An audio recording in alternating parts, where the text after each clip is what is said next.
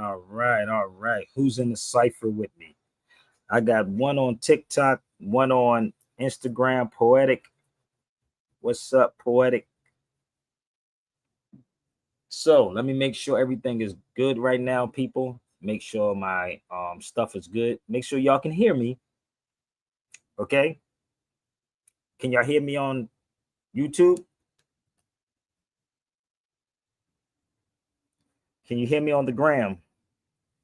Can you hear me on TikTok? Let's do a mic check first. Mic check, mic check.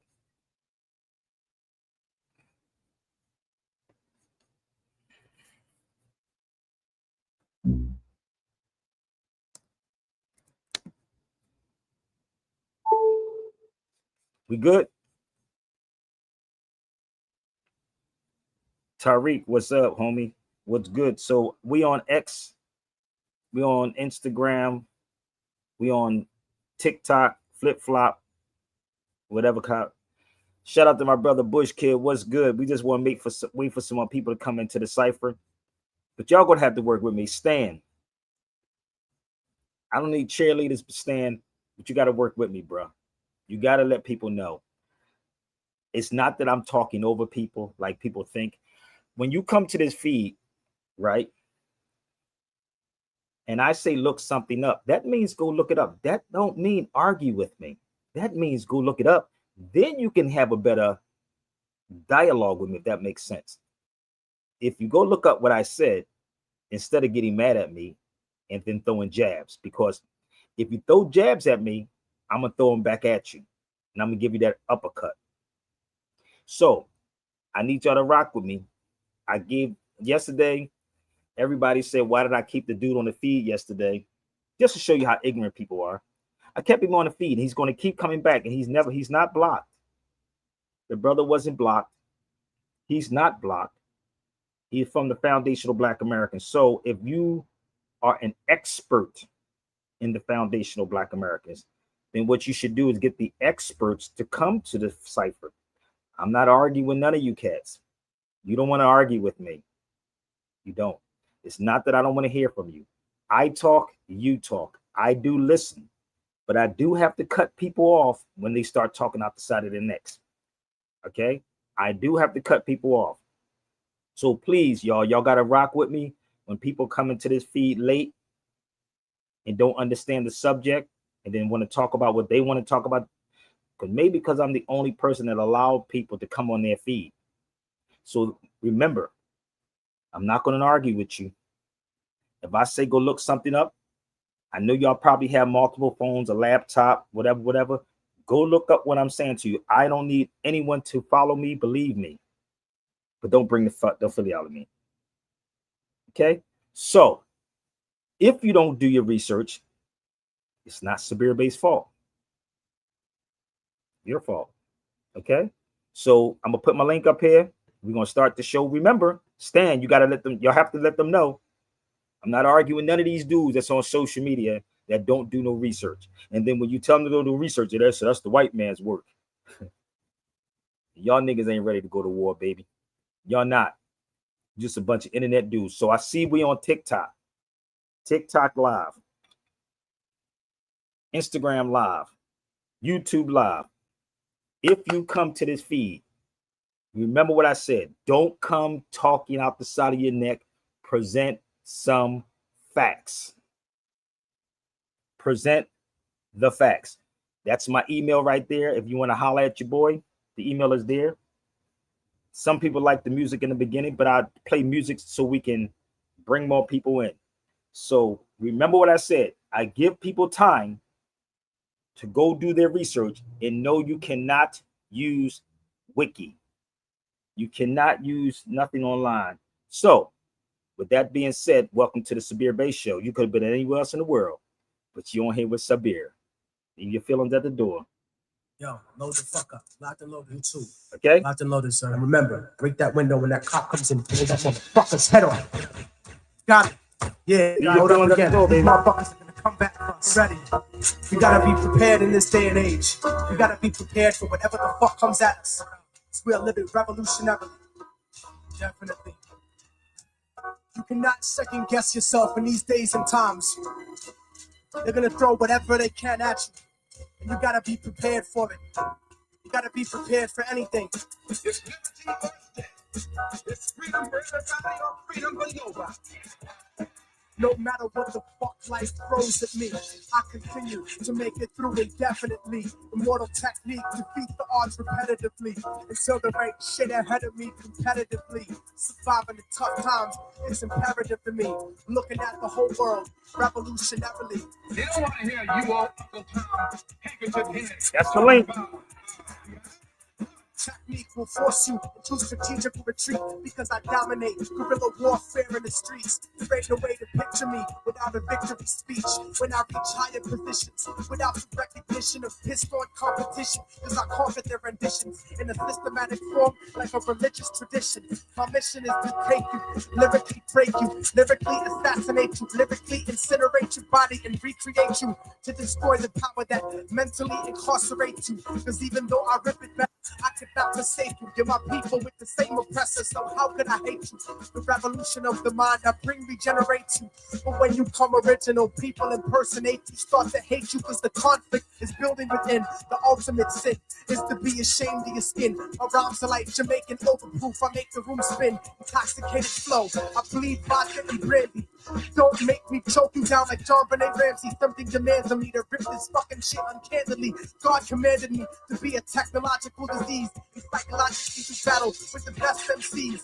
Uppercase the key and technique, because I'm the capital of a revolutionary nation that's infallible. That's oral technique right there, baby. Rip your heart out of your chest and feed it to the cannibals. You're just a fucking animal, but I'm the Neo-Sapien. Because my original civilization was based upon creation. You know there's no escaping, even though your heart is racing. I'll put your best disciple on academic probation. Fuck the litigation, fuck the best rapper nominations, and fuck the president I voted for assassination. I'm saying, fuck the federal bullshit investigations, fuck the cover-up of ghetto radiation extermination.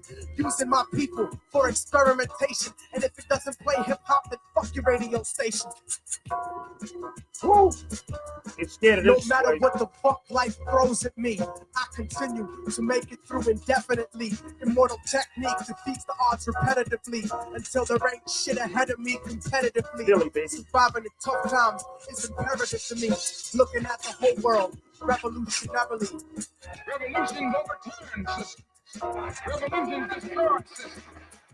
Yo, what the fuck happened to reality spitting rhyme sayings? These days, everybody's trying to be a thug or a player. Where did all the real motherfuckers go in the game? Bring back the breakdancers and graffiti writers with fame. I remember hip-hop before the mic gun clappers, cause I used to drink 40s with more flavor than these rappers. Lyrical ego trips doesn't make fortification. You're not dope enough to spit self-glorification. So don't jerk me around, cause my name ain't masturbation. Life is hard at least it's hard, cause I've been through shit. If you consider rap a job, I suggest that you quit.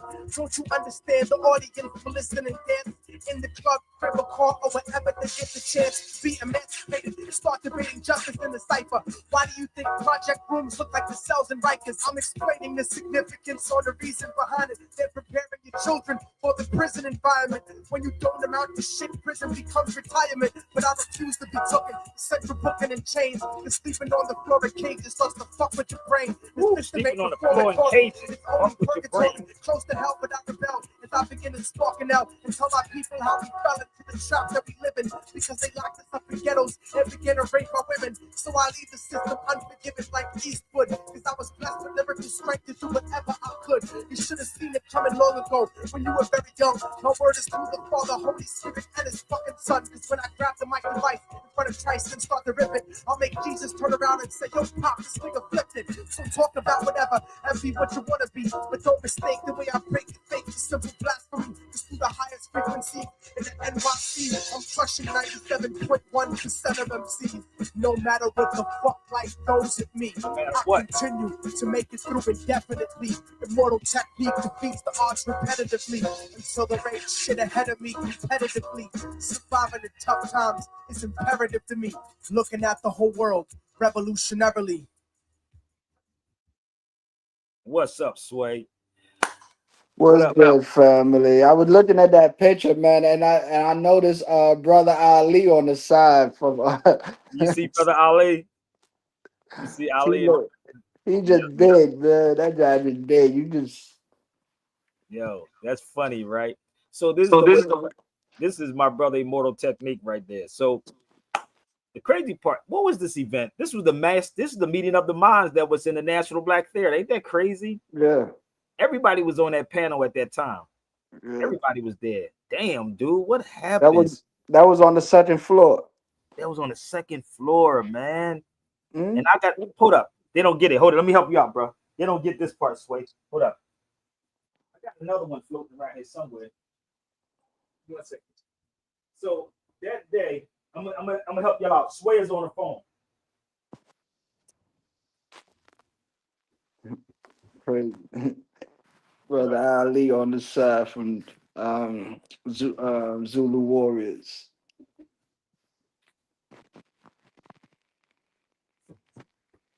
Hold up. I got this one broke. But hold up. This is what people don't understand. So I can tell you when that was. You ready? So that was in 2014. Yeah. That was in 2014.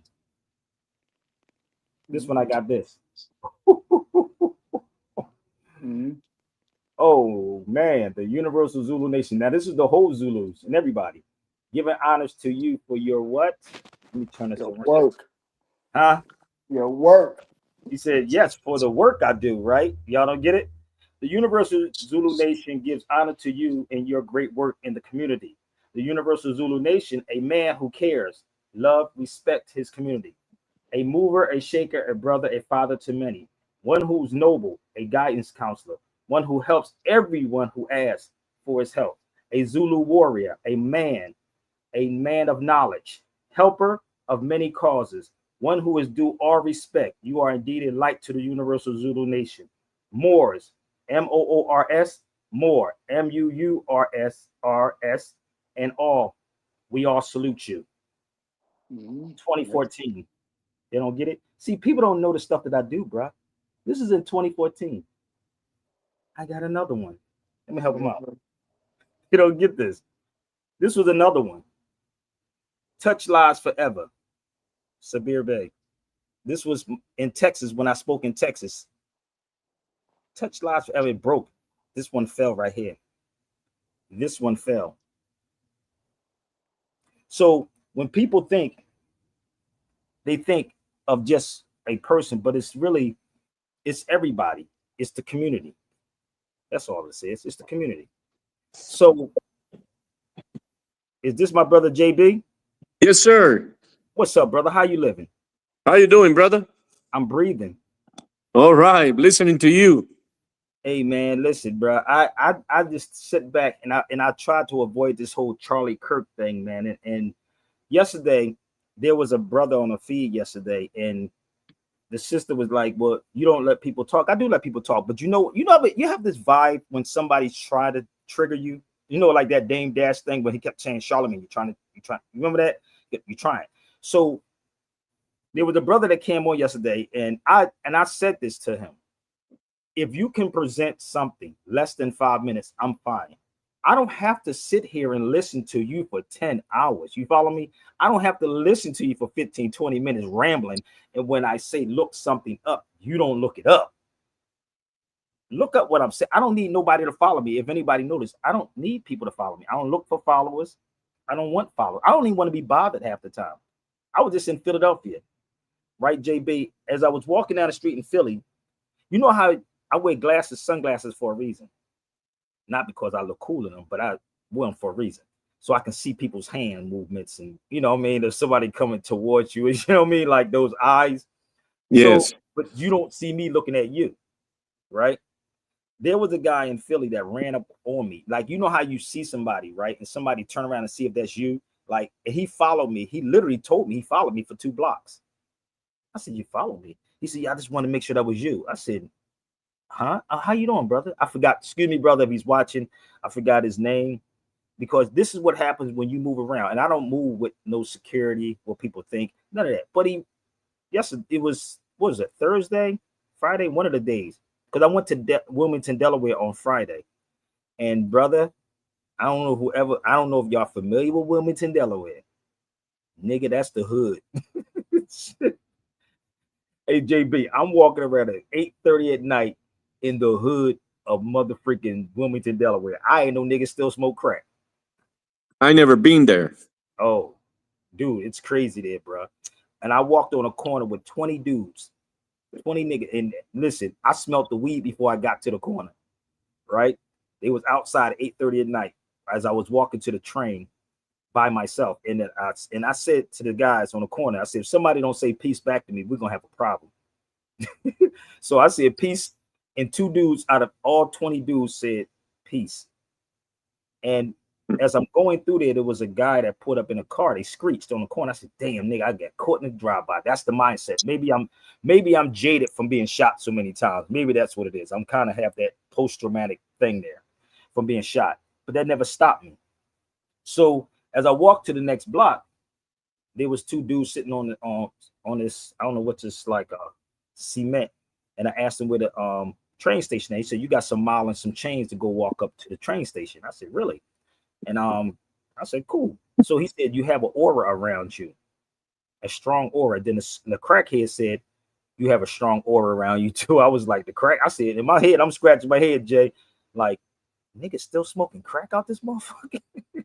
No, he was right. He was right. He was right about that. You know, and I think that's the problem with most of these dudes, brother. And again, if you listen to that song, when you're doing the right thing, people come at you. Not like Charlie Kirk right thing, because that dude is off the chain. He's not king. You can't compare him to Malcolm. You can't compare him to Fred Hampton. None of those people you compare Charlie Kirk to. But the crazy part is how Black people are cheerleading this madness.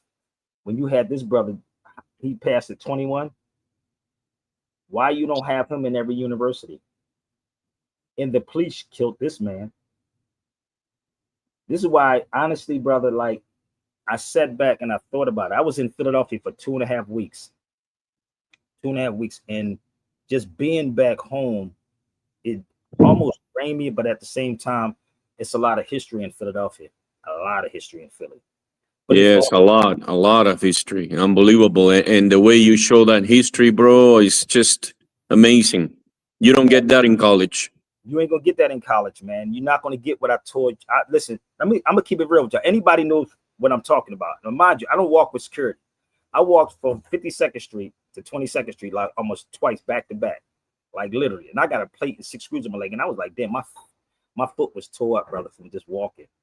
But I'm not in cars. I could have did the train. I could have did all these other things, but I choose not to because I really wanted to see how this felt. And being in Philly was like the energy was so crazy. There was so much history in Philadelphia, so much history in Philly. And when I was there, I took people to Carpenter's Hall. I took you down front of the market. I even went to did you see when I went into the Jewish Museum? That was Yeah, fun. I saw that. Yeah. I went in there. Whew, I was in that joint too. And it was so funny being in there, you know, and they have security inside, like literally security with guns inside the Jewish Museum.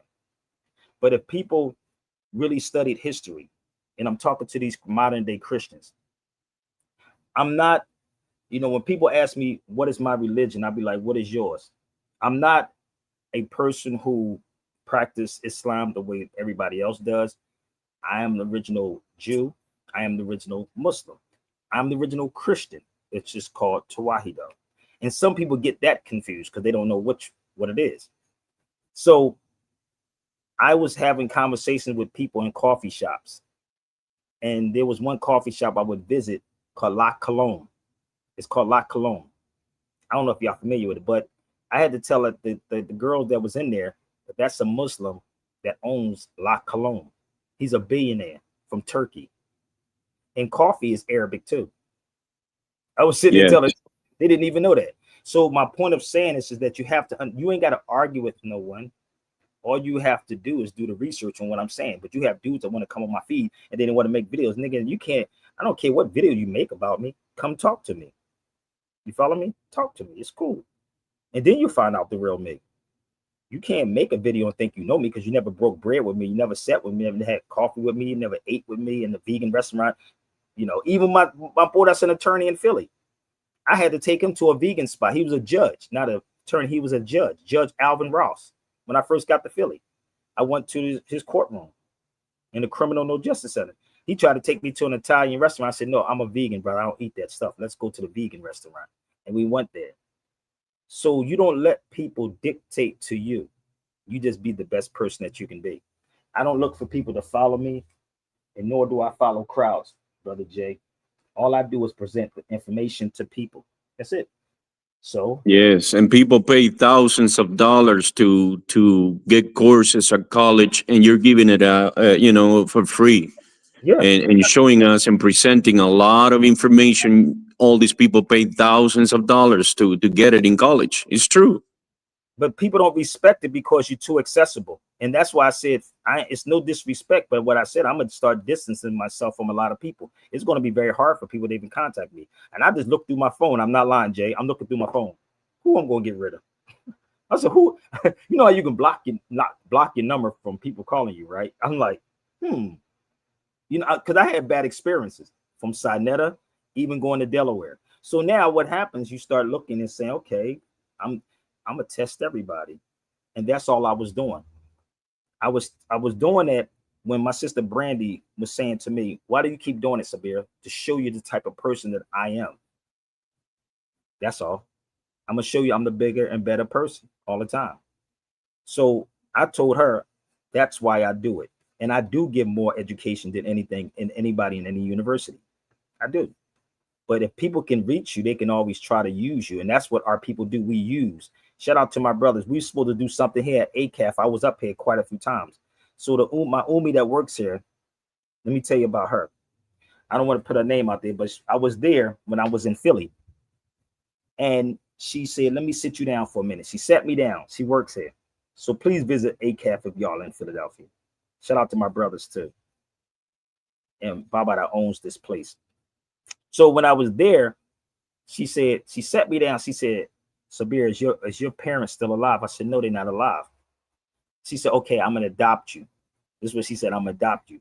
And I said, you're going to adopt me? Just like Most Def mom adopted me too. Yasim's mother, but she passed away. And she said to me, now I'm going to spank you. I said, damn, right in that room at that time. She said, now I'm going to spank you. I said, spank me for what? She probably laughing at this video right now.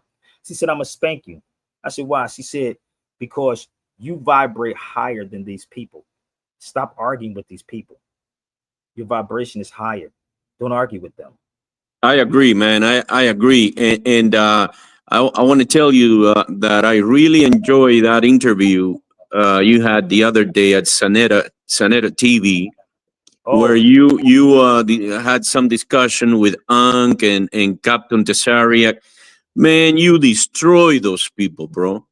So they look so bad because out of your head, you kept bringing sources after sources after sources, references. Bro, that was ridiculous, those people, man. Totally ridiculous. You destroy those people, bro. And it wasn't meant to destroy. Let me give y'all the background of the type of person I am. I went to the Schomburg Museum. That's why I went to New York for. I was going to the Arthur Schomburg. And I got a phone call from a couple of people. And then I called my brother Clico. I called my brother Latik. And then I called Sanetta last. I said, Sanetta, I missed going to the Arthur Schomburg Museum. It was closed.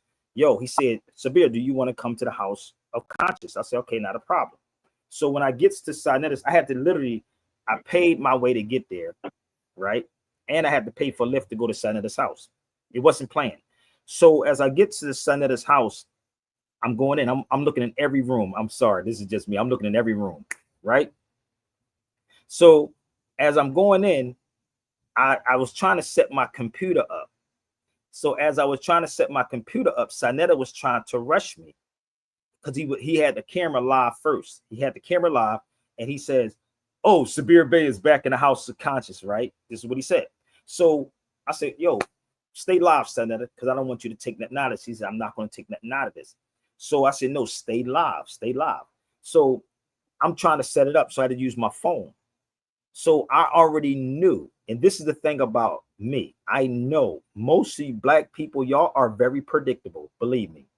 So he didn't understand why. So as I'm there, I said, I knew he's going to call somebody or have somebody come there. Somebody going to walk out one of those rooms. I swear to God, this is just me, bro. JB, I'm like, so in my brain, I'm already prepared. So as I'm sitting there, he started talking. Then he calls Ankh first. He gets into this Ankh thing, and then Ankh never answered any of my questions. And I didn't yell at him, didn't curse at him, didn't say anything. Then he gets Ankh on the phone, and then he calls Tazariak. Him next. Hold up, give me 1 second. Tazariak, right? So I'm asking him, can he give me 1 second? I'm asking Tazariak, right? Can you copyright the word of God? That's what I said to him. I asked him. Remember that part? So I don't know what he put in his video, but I said, could you copyright the word of God? This. He said it's a translation. This is what we're dealing with, right? I said, go look it up, and you can find the Bible is copywritten. Give me 1 second. This is what I was saying to him. Copyright. So the first Bible that was translated was in Philadelphia. There's a video coming out on that too. It's a video in Philadelphia. So this is what Sanetta does. So when you mentally prepare, it's not like the Quran. Let me show you the difference. Now this is the Quran. Where's my other one at? There's another one floating around here somewhere. Most of y'all don't know, right? This one. But this is the one, right? So if you open this up, it's in Arabic and it's also in English, so you can understand. And it talks about word for word translation. So Tazariak said it's a translation. This says translation, color-coded word by word, not copyright. Yes. Okay, there's a difference. So he got in his feelings, I'm gonna do a video on the bays, the crazy bays, or something like that, which I called them Power Rangers.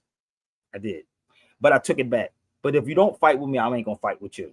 So with when I did the video, I actually apologized for calling them Power Rangers. If y'all watch the video, but what Sanetta did and what he does, because y'all like sensationalism, he puts out the video and made it seem like I was in the room with all of these dudes. That's what Sanetta did. Then he did an intro to make it seem like I did a drop for Sanetta. No, I did not do a drop for Sanetta show, people. I did not do a drop for him. That was a live piece that he took and edited. And the last person that he did not put on his video, the last dude, when I brought up El Fasad, the brother said, I don't know what it is, but I'm gonna look it up. El Fasad was 642. 642. This was Egypt before it was called Egypt. They never addressed anything I present to them. Never. Anything that I addressed to them. Actually, they avoided it. They avoided it like the plague. That's what they do. So when people say I don't go at it with Europeans don't come at me, because you know what they do? They study you. So I'm gonna put it up here and y'all can look up El Fasad. I got this book. I had to order this book from Jerusalem. It took like a month to get here. It's called El Fasad. Go ask the psychologist this. You see how my book is? Come on, bro. It wasn't unbelievable. It wasn't like this. So it really wasn't like this. So when you mark up the books and you start seeing things, so my books travel with me, bro.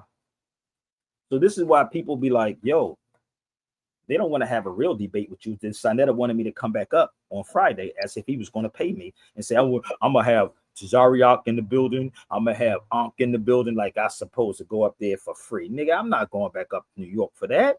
They have no clue about the true history of Europe. They have no clue, those people.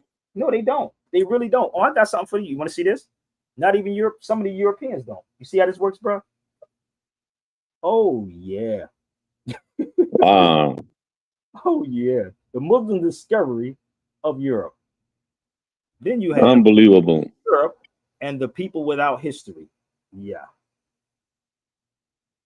You're not going to learn this in no Howard University, my G.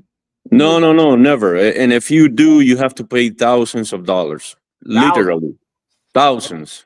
And this is why I said when you travel, not for vacation. When I was in these countries, I seen so many people from France, Italy, learning about the Moors. I said, damn, what the, like, it was crazy, bro. Like I said, they're going to be your teachers and their books is going to be written, right? And then they're going to translate those books into English. What do I mean by that? I'm going to explain this to you. They're going to translate those books into English. What did that say right there? Can you see what that says, bro? Do you know Spanish? Los moriscos, expulsión y diáspora. Yes. Yes. Amazing history. So this whole book is in Spanish. Yeah. Yes. And I was reading when I was in Spain, right? I bought it in Spain. Guess how much I paid for the book in Spain? How much? Just take a wild guess. I'm helping y'all out for a minute to show you. $60, $70. Nope. 32. 32. Oh. You want to see how much it is in English? I have the English version. You want to see it in English? Yeah, go ahead. Let me help you out. This is why they get mad at me, I guess. $233. Damn. So when things get translated, right, it costs a lot more. That's it right there. But if y'all want it, I do have it. I can send it to you. Let me show you how crazy it is. Like you said, dope history, right? I'm gonna show you. Absolutely. I have it right here. This is the book. It's 505 pages. If you want it, y'all can holler at me. Oh, you gotta read it, man. Read it in Spanish and then read it in English. Then you understand it. Yes. You gotta read both of them. They have no clue. They have no clue about that history. No way. No. And when you go to these places, brother, this is why I said all these Europeans that y'all getting mad at. Let me put my banner over just in case somebody want to order it. You can get it from me. SabirBeyRadio@gmail.com. So let me say this to you. The weird part is, right? I watch Europeans and what they do and how they steal our stuff, and you sit back and cry and moan. I never felt inferior to not one European. Y'all call them white. Not one. Because I know my history. And I know how they had to erase the history. Right? I'm sitting back and I'm watching these people get upset about Charlie Kirk and say, well, this is a Muslim. What they say, this is a Muslim country. Do you know that the word Philadelphia is Arabic as fila? It's fila. Did y'all know that? As in this right here, fila. Well, let me help y'all out. I'm gonna help y'all out. It's Arabic. Phila, ALIF. I'm gonna help y'all out. This is how you take things back, and you will never be taught this in school. You ain't got to believe nothing I'm saying. Go look it up. I put an S there. Let's do it again. PHILA or FIL. Oh yeah. Move that out the way. ALIF. Now, let me explain how this works, bro. You read it from right to left in Arabic. That's why if you pay attention to this, I don't know what that is on the gram, but if you read this, right, the Quran, you go like this. I don't know if y'all see the way I'm opening it, right? You go like this. Oh, yeah, that's how you read it. Really. Most stuff that we do by nature, we always read the papers backwards. We always start from the back page because it's a natural thing. This is why, if you ever notice, on jerseys, it's always the person's last name first. Think about it.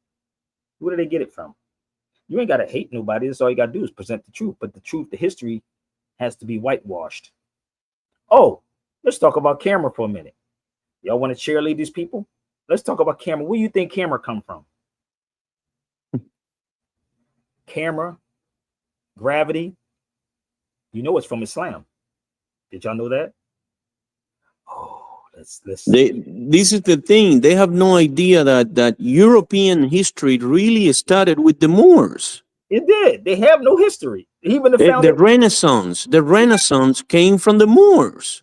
But see, this is the thing, brother. They have no clue of this. They have no clue that this is still going on to this day. This is still happening. The Crusades. It never stopped. It never stopped. I don't care how many bougie Negroes and some of you Muslims think, it never stopped. It's still there, and you have not recognized it. And don't tell me that you're a Muslim and you fear. You can't be a Muslim and fear anything that these people is doing. You can't. Or you're just a hypocrite. So let me help y'all out real quick. The word camera obscura, the word camera in and of itself is from Islam. Did y'all know that? But they tell you it was a white dude, right? We're going to have some fun. Spanish, which is my native language, in Spanish, has over 4,000 words in Arabic. Oh, yes. Oh, you want to see that? You just said something, right? Let me show you how the universe works with my brother, JB. JB, let me show you something, homie. Bear with me. You said you have how many words? Hold, let me show you something. Over 4,000. I heard we have over 4,000 words that come straight out of Arabic. There you go. There you go. Crazy, right? There you go. Yes. You don't want to absolutely hear not from me. You don't want to hear from. So there's a language called Sikalo-Arabic also. Sikalo-Arabic, which means it's an Italian word with Arabic. If you can speak Italian, you can speak a little bit of Arabic. But nobody wants to hear this. You want to hear yes. Yes, you're right about that, especially in the South. I know. But wait a minute. I'm going to play a video so y'all can understand where the word camera come from. Okay? I want y'all to look up. Give me 1 second. Again, I don't need no one to believe me or follow me. I don't need, this is not no Charlie Kirk worshiping and none of that stuff, because I do have awards from my own people, brother. So let me show them one more time. I do have awards from my people, 2014. That's 2014. So I do have awards from my people. Okay? Better than the BET. So let's show how this works. Let's pull this up for a second. Pay attention. Class is in session. From the tiniest particles to the vast expanse of galaxies, physics helps us understand the very fabric of our universe. But did you know that one of the most groundbreaking contributions to physics, especially in optics, came from a Muslim scientist over 1,000 years ago, Ibn al-Haytham, the father of optics? Born in the city of Basra in 965, Abu Ali al-Hasan ibn al-Haytham, known in the West as al-Hazen, was a visionary thinker. After studying in Baghdad, he found himself in conflict with the Fatimid Caliph al-Hakim and was placed under house arrest in 1011. But this period of confinement became a time of intense creativity. During this time, he laid the groundwork for what would become one of the most influential works in the history of physics. In his 7-volume masterpiece, Kitab al-Manazir, Ibn al-Haytham challenged long-standing theories of vision, including those from ancient Greece. He asked a simple but profound question: what really happens when we see light? Through rigorous experiments, he proved that vision happens when light reflects off objects and enters our eyes, not the other way around, as many had believed. He combined physics with anatomy, drafting detailed illustrations of the eye to support his theories. According to science historian David Lindbergh, Ibn al-Haytham defined vision as light illuminates all visible objects, and this light later reaches the eye's surface, allowing humans to perceive the object in question. One of his most remarkable inventions was the camera obscura, which he called al-Bayt al-Muthlim, or the dark room. He used it to prove how light travels in straight lines, and successfully projected images through a tiny hole onto a screen. This was the earliest working model of a camera in history. Ibn al-Haytham was the first to prove that images passing through a small opening could be inverted and projected, an idea that would eventually lead to modern photography. His work didn't just impact the Islamic world. European scholars drank deeply from his fountain of knowledge. George Sarton, the famous science historian, called him the greatest Islamic physicist and student of optics the world has ever known. From the prison of confinement, Ibn al-Haytham opened a window to light itself, changing how we see the world forever. Want to learn more about forgotten Muslim scientists who changed the course of history? Hit that subscribe button and join us on this enlightening journey. Now, how many of y'all knew that? Let me explain this to you, bro. Wow. I didn't know that, bro. I didn't know that. So they teach this in Ivy League schools. This is the kicker to this. If you ever sat in a cell, that's why I played that song with Tech. When you sit in the cell, your mind starts creating. Why? Because you're in solitude. It's like you and nobody else is around you. Your mind start thinking. We are in a society, brother, that everything is something. Listen, I'm gonna help you out. Explain something to you. We're constantly running, right? When we out here, we're constantly running, right? And we focusing on all the craziness that is floating around out here. The test is not when you in there. The test is when you get out of the jail, right? That's the test. So when you don't focus, understand, read this book, brother, called Signals and Noises. Focus on the signal, not the noise. The signal, not the noise. Signal. People focusing on too much of the noise instead of the signal. So when you're sitting there, he's creating these things like a child creates when you let a child play. We are out here so busy trying to be one up on one another, thinking that we smart and thinking that we're going to go to their school and learn something. Trust me. I looked at Charlie Kirk, right? Have you noticed Charlie Kirk never challenged a professor? It was always airhead students. Have you noticed that? Have you noticed? Exactly. Yes. He never challenged nobody for real, for real. He only challenged students. Because if you study who, I forgot the guy's name, the billionaire that financed him. I said his name the other day. There was a billionaire that financed Charlie Kirk. Yeah, it was a billionaire. To go on college campuses to do what he did. Yeah. Look him up. Look up the billionaire that financed Charlie Kirk. It'll come up. But he never challenged. You never seen him challenge a professor. I'm willing to challenge a professor in any university. I'm game. There was a sister that when I was walking through Harvard, this Ethiopian sister I used to date, and she told me she was trying to set it up for me to debate some professors at Harvard. I was like, yeah, let's do it. I'm game. Not these cats that's on social media, bro. I'm like, nah, not you. You want 5 minutes of fame. I don't want you. I want your professors. I want your teachers. I don't want you. Nah. So if I'm sitting in a room with any of them, right, I'm going to bring up certain things. Like I've been in rooms with attorneys that's never said they was attorneys, but I knew they were attorneys. And I would say things. I was in Houston, Texas when this happened. But if I'm bringing this up, bro, listen to this. I want you to hear something. And I want y'all to join the feed. Don't try to sway me in your conversation.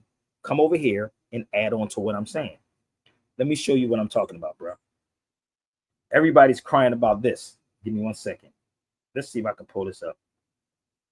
Everyone's crying about this now. Listen to this. Give me 1 second. Let's cue it up. I see that Amazigh symbol. When you are flying on an airplane with your loved ones, which every one of us in this room has, do you pray to your... When you are flying on an airplane with your loved ones, which every one of us in this room has, do you pray that your plane lands safely and gets you to your destination, or do you pray that the pilot has a certain skin color? I think we all know the answer to that question, and as President Trump said yesterday, it's common sense. What? She's in the Oval Office saying that. Now watch this. What?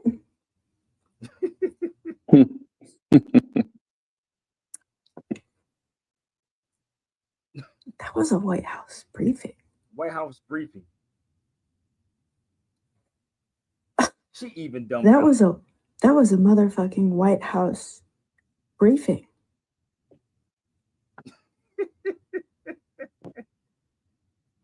What?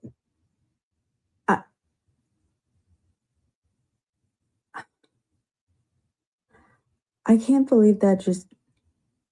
I can't believe it. That was a White House briefing. Let's rewind that back. Do it again. When you are flying on an airplane with your loved ones, which every one of us in this room has, do you pray that your plane lands safely and gets you to your destination, or do you pray that the pilot has a certain skin color? I think we all know the answer to that question, and as President Trump said yesterday, it's common sense. What? Told y'all before. This is crazy, right? So next time y'all get on a plane, I'm going to help y'all out, okay? If you want to come on the feed, y'all. I don't know what happened to my brother JB, but I'm showing y'all something. Like he said, you ain't gonna learn this in no university, B. You're not learning this in no black university. Again, I'm saying this for a reason. I paid $50 for one page of this particular book. One page. I don't know who this person is, Abu. One page in this book. Just bear with me. I want you to see the price. It was $50 for this book, right? For one page. Why am I saying this? Why? Put your money where your mouth is. Just bear with me. So if you don't know who this guy is, y'all totally confused. I told you, you don't have to hate nobody. Let me help y'all out. Let's pull this up so we can educate the masses of the people of what's really going on. So they have to even use our people to tell you that we're not these people, not Arabs. So this is in the book called Flight. Prehistory of Flight. I need y'all to get it. It's going right back to what she just said. If we was taught, not the Wright brothers, but the right brother. This is Abbas ibn Firnas. Recorded attempts by the learned Moor Abbas ibn Firnas in Al-Andalus in 875. Are you being taught this in Howard or Spelman?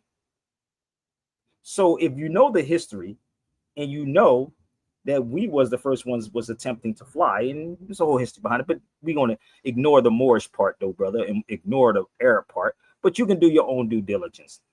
Do your research. And this one page that I bought, $50 for this. One. I ain't need to see what else is in here, but anywho, one.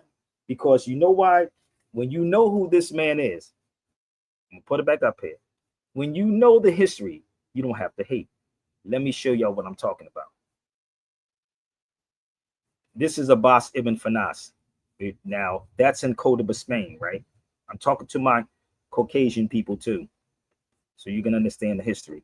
You're not dealing with a dead man or a black man. They go Abbas ibn Firnas. This is the area. That was the bridge, but this is a new bridge. This is in Cordoba, Spain. You see his name, Ibn Firnas. Seville and Madrid. That's the way there. Okay? I'm showing you. I'm not telling you. I'm showing you. And mark my words, if you went there, you wouldn't even be able to find where I'm at right now. Because you know why? It's not a vacation spot. Let's go a little further. Hold up. I need y'all to get it. No hate. This is his monument right there. You probably wouldn't ever go there, but that's the monument right here. And it gives you the history of who this man was, who this Moor was. But the crazy part about this, they actually celebrated him. Did y'all know that? Wait a minute. They celebrated this man. Hold up. But they say he's not one of you. Oh. The Rolls Royce honors Arab inventor Abbas ibn Firnas. How many of y'all know that? You think these celebrities know this? Oh. Let's move forward. You got black folks. Well, it ain't got to do with us, brother, because we foundational. It ain't got to do with us, brother, because we're black people. Y'all don't even know who the Arabs are. Y'all better get your life together. Do your research and debunk what I'm saying before you try to argue with me. The Rolls Royce. Why would they name a Rolls Royce after this guy if he's nobody? I told you better put yourself in the right place of history, B, not just slavery. This is the information that they will not tell black people. Let's go forward with him. Let's go forward. They even have a crater in space named after him. Bear with me. I guarantee everything I'm saying, you can research it. Abbas ibn Firnas. We can go for days showing you this. But they will never, ever teach any black person this information. That's the creator. You can look it up. Teach your children this to empower your children. Teach them to empower them that then we were more than just slaves. More than slaves. But that's the narrative. So that's why Charlie Kirk can say and do what he do. So when he was talking about black people, Charlie Kirk, didn't matter to me because I'm not black. What up? You ready? Do your research. Abbas Ibn Fanas. Okay? Go back to where gravity come from and all of it. I know some of you parents are afraid to teach your children this because I don't want to lose. I might lose my job, man. I can't do that. Hold up. Let me go here for a second. Let's go see what Europeans are saying about Charlie Kirk. You got niggers like Van Jones crying on social media. Oh, it was great. Talk to Charlie Kirk to have a debate with him. Tell Van Jones, let's have a debate, him and I. White supremacist. What evidence do you have that I'm a racist? You know, I'm so happy you asked. Roll the tape. Okay, everybody. A lot of people are going to be saying happy Juneteenth. It should not be a federal holiday, and I'm on my way to work. You live like a capitalist every single day, Shank. If I see a black pilot, I'm going to be like, boy, I hope he's qualified. Yeah, we know. You do not have the brain processing power to otherwise be taken really seriously. You had to go steal a white person's slot. This shows they were actually better in the 1940s. It was back. I even think that we should bring back, public executions on certain people. No, if I'm dealing with somebody in customer service who's a moronic black woman, I wonder, is she there because of her excellence, or is she there because of affirmative action? It almost creates thought patterns that are not necessarily wholesome. It creates resentment. Yeah, you're probably feeling resentment because you are a racist. Affirmative action opens the doors, not lowers the standards. United Airlines would never hire an incompetent pilot just because he was black. Their number one concern is safety. Come on, even you know that.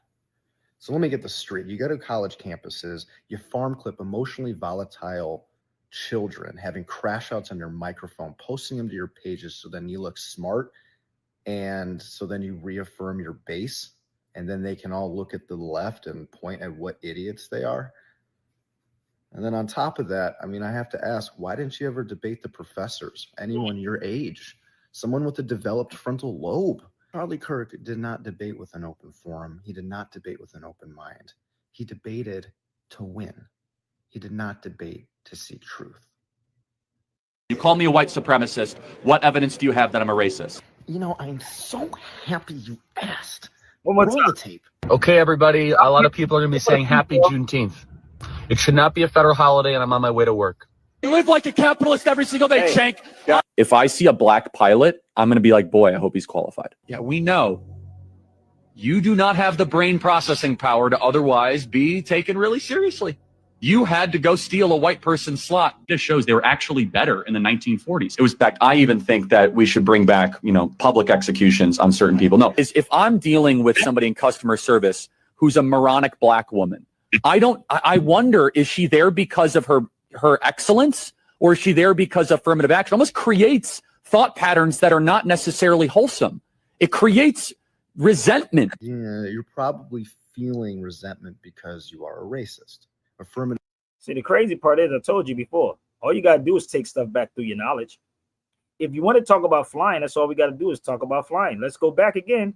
Educate your children. If y'all don't like what I'm saying, jump on the feed with some receipts. If you want to deal with the truth, that's what my man said, Sabir, they would never teach this in no college. Let's go here. I want y'all to see the book again. Okay. Recorded attempts by the Learn More Abbas Ibn Fanas in El Andalus. That's Spain, for y'all that don't know. El Andalus is Spain now, because it wasn't Spain until 1492. In 875. So it's called Prehistory of Flight. So you're looking at the wrong brothers. Y'all get it? Pay attention. I want y'all to look him up. I told you before. Teach your children. Okay? To learn more. I paid $50 just for one page. Not even just having the book. 50. Not just having a book, but you got to go to the place and see it for yourself. Bear with me. You got to go to the place and see it for yourself. Let's go back again. Everything that I'm showing you can research, okay? Bam. That's Abbas ibn Firnas right there. Ibn Firnas in Cordoba, Spain. Y'all will get it eventually. That's Cordoba. Okay? This is all of it.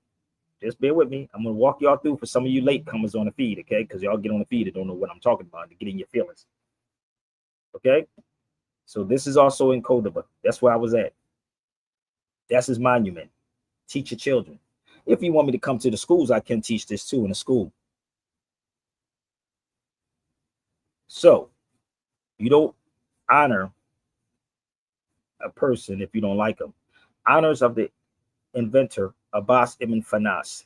So anybody you see driving this car, ask them, do they know the history behind him? Or maybe they can contact Sabir and we can talk about it. The Rolls Royce Ghost. Abbas. Hold up. Let's go.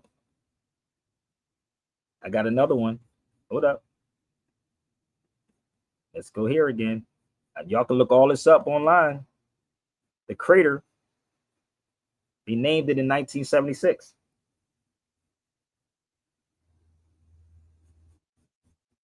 Okay? Do your research. I'm almost finished. Not yet. I'm not done just yet. Hold up. You want some more? So, if you look up surgical tools in the hospitals today, that come from Islam too. All the surgical tools come from Islam. Well, why are you trying to make everything Islam, Sabir? Because it is.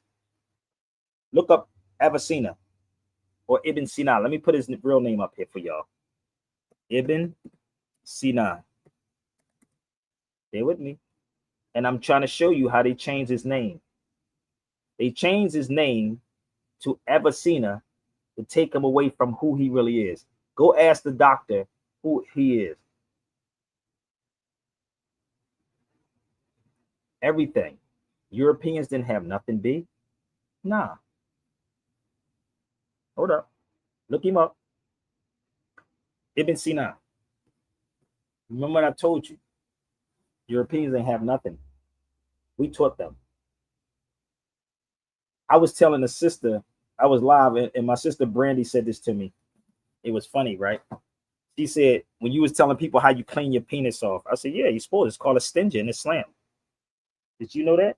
Because the dude said, you probably don't even wipe your ass, Sabir. But there's a thing called a stinger in Islam, that you clean your penis and you clean your buttocks. We taught them. They didn't clean themselves like that. We did. We do. Every time you go to the bathroom, you clean yourself. Where do you think they got it from? These cats ain't even bathed, but you following behind somebody that don't even bathe. But they Christians. Is it making sense yet, y'all? Hold up. Oh, I can go further. You don't have to hate nobody, baby. That's all you got to do is present the facts. You ain't got to hate. Charlie Kirk is no disrespect to him. Just, listen, it is what it is. I don't, you know, I'm not with the death thing. It was messed up for what happened. That's not the point. It's neither here nor there. I just put the title up there so we can talk to y'all. Okay? Just bear with me. Let's go here for a second. Y'all want to see some more history? Let's go to where they hide and bury stuff at. And I want you to teach your children this, because my children are going to know this.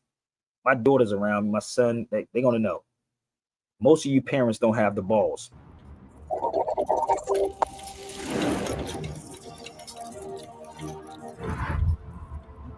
System that is failing.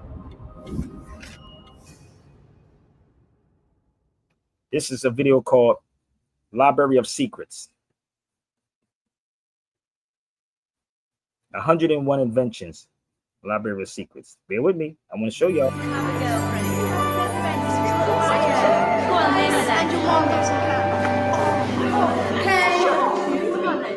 Okay, class. Shh.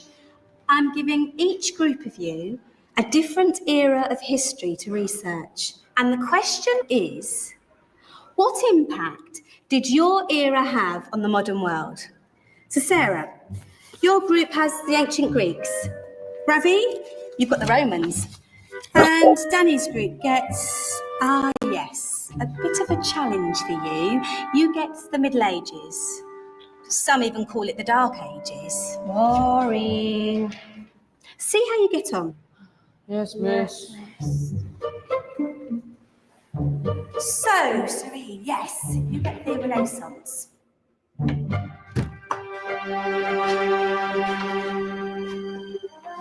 Is that the librarian?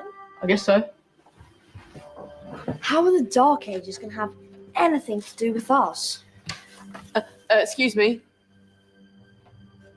Sorry to bother you. What do you want? We need to find out what impact the Dark Ages had on the modern world. Never was a period of history so poorly named. Don't touch.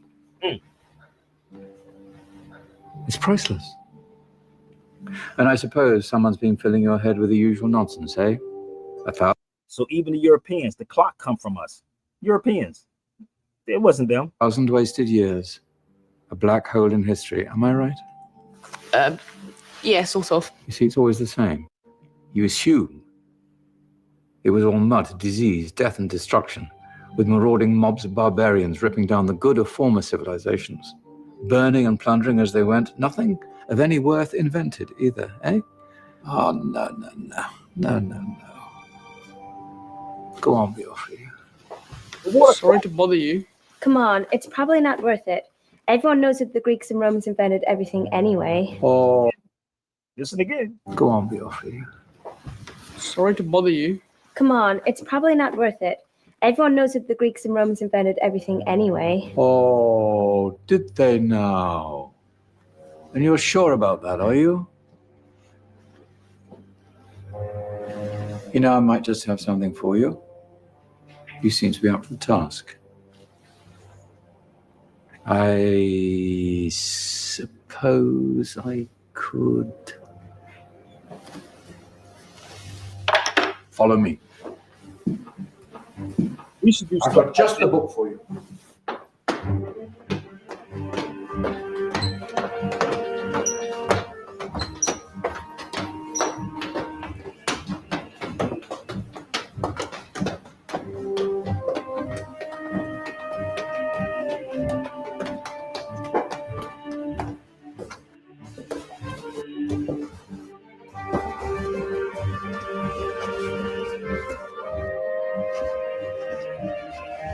Where are we going? I don't know. Ask him. Listen. Excuse me. Where are we going? From darkness into light, my young friend. From ocean onto land, there are things you should know. Oh, yes, indeed. Yes, indeed.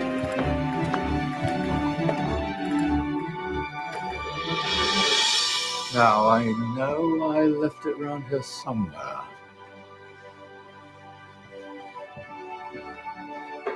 Ah, here it is. Now, take a look. If you dare.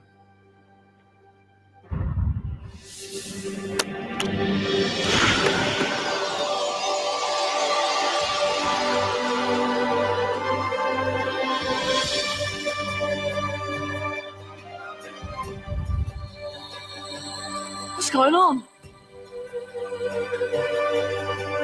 Welcome to the Dark Ages, or as it should be known, the Golden Ages. Who are you?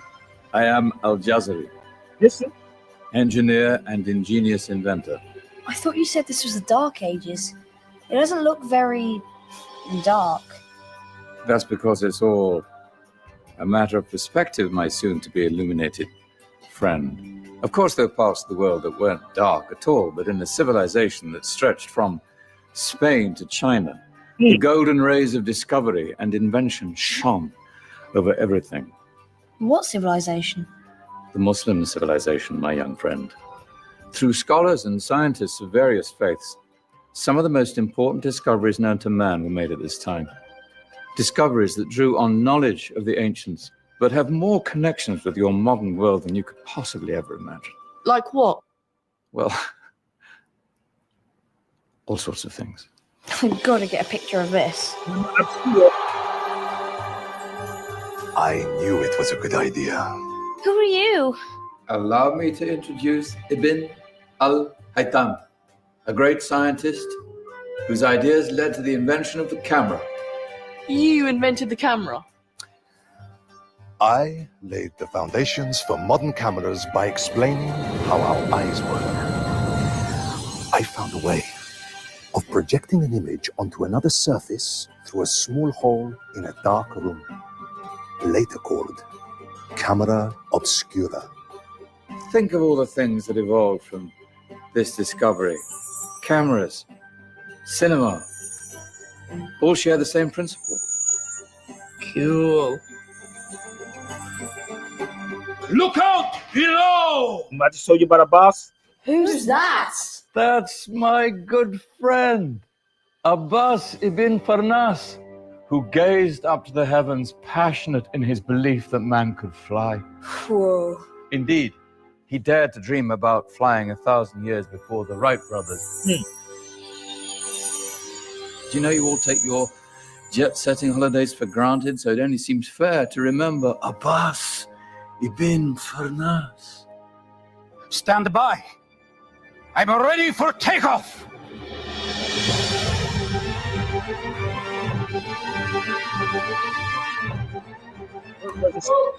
Kirk wasn't educated like this. Oh! Charlie Kirk wasn't. You did forget one thing, though. The tail, useful for landing. My back. Is there a doctor in the house? Did someone call? Ah, my old friend, why don't you introduce yourself to my young guests? I am Abul Qasim al-Zahrawi. Many call me the father of surgery. Did you actually do surgery back then? Of course we did. In fact, many of the surgical tools that I invented are still used in your modern hospitals. Excuse me, a patient needs my attention. Scalpel? I think I may need some stitches. In that case, I'll use catgut Catgut? from the gut of animals, perfect for stitching up internal wounds. Your surgeons are still using it today. Sorry, mustache.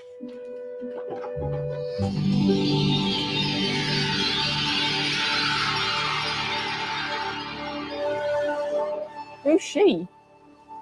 That's Maryam al-Astrolabi, one of the many brilliant women of her time. She made sophisticated astrolabes. Astro what? Astrolabes. They show the sky and the stars on a small flat plate you can hold in your hand. Think of them as ancient calculating or timekeeping devices. Today you have your watch, your compass, satellite navigation, helping people and explorers travel the world. Science at its brilliant best. And all these things were developed during the Golden Ages. That's just the tip of the iceberg. There were thousands of other inventions covering all areas of life, and in the years that followed, their influence spread across the whole of medieval Europe. So you see, it wasn't so dark after all. What about you? Me? What did you invent?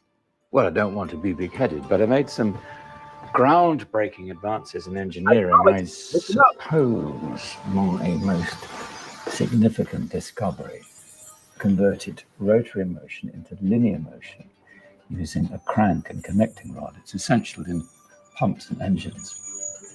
In fact, I've no idea how the Industrial Revolution could have happened hundreds of years later without such a device. Not that I ever get the credit I deserve.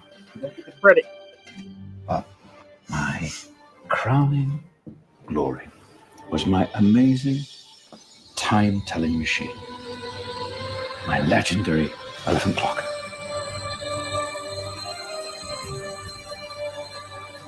It's a clock. Yes. Dozens of components collected from different cultures around the world.